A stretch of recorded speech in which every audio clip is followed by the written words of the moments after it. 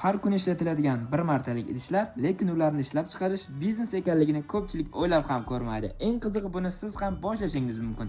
Bir martalik idish ishlab chiqarish uskunalari plastik listni qizdirib, uni kerakli shaklga keltirish orqali ishlaydi. Ya'ni uskuna avtomatik tarzda shakllantiradi, kesadi va tayyor mahsulot holatiga keltiradi. Ko'pgina sanoat modellari 380 volt tarmog'ida ishlaydi va uzluksiz ishlab chiqarish uchun mo'ljallangan. Bunday uskunalarda ishlab chiqarish tezligi yuqori bo'lib, bir siklda bir necha idish ishlab chiqarish imkoniyati mavjud. Material sifatida odatda plastik listlarni ishlatiladi va turli o'lcham hamda shakldagi idishlar tayyorlash mumkin. Bu esa mahsulot assortimentini kengaytirish imkonini beradi. Ishlab chiqarish uskunalarini Chintex.uz orqali topish va o'z biznesingiz uchun mos variantlarni tanlash mumkin. Mutaxassislar uskuna tanlash va yetkazib berishga yordam beradi.